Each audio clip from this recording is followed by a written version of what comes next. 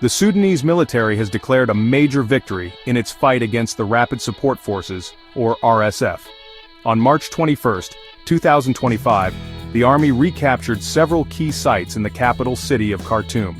These included the symbolic Republican Palace, the Central Bank of Sudan, and the headquarters of the National Intelligence Service.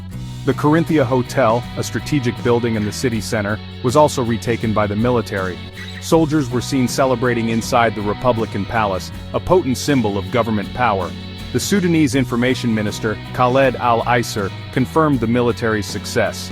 This victory marks a significant shift in the conflict, which has raged in Sudan for almost 2 years. The military's offensive resulted in heavy casualties for the RSF. Hundreds of RSF fighters were reportedly killed while attempting to flee the capital. The military used its superior firepower and air dominance to inflict significant damage on RSF positions. The recapture of these key sites is a blow to the RSF, which had been gaining ground in Khartoum in recent months. The RSF, a paramilitary group led by General Mohammed Hamdan Dagalo, has been locked in a power struggle with the Sudanese army since April 2023. The military's recent victories in Khartoum suggest a potential turning point in Sudan's bloody conflict. The capture of key government buildings and financial institutions gives the army a strategic advantage. It allows them to control the levers of power and potentially choke off the RSF's access to resources. However, the conflict is far from over. The RSF still controls strategic areas, including parts of Khartoum International Airport. This control disrupts international aid and evacuation efforts. The RSF also maintains a strong presence in the Darfur region of Sudan. This region has been a stronghold for the RSF, and it is likely to be a focal point of the conflict in the coming months. The RSF claimed control over Al-Malaha in North Darfur, a strategic location near the borders with Chad and Libya. The RSF has acknowledged losing the palace but insists its forces are still fighting nearby. They have also accused the military of carrying out drone attacks on civilian areas. The RSF claims that these attacks have caused numerous casualties, including journalists and civilians. Despite the recent victories of the Sudanese military, the conflict seems to have reached a stalemate. Neither side has the capacity to achieve a decisive victory. This suggests that the fighting could continue for many months, if not years, to come. The RSF, though weakened, still possesses significant firepower and remains a potent threat.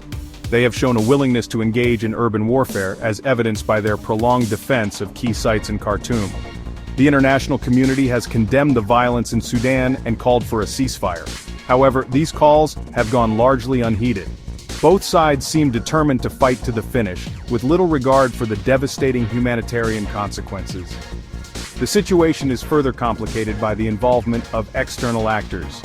Neighboring countries, each with their own interests in Sudan, are believed to be providing support to different sides in the conflict.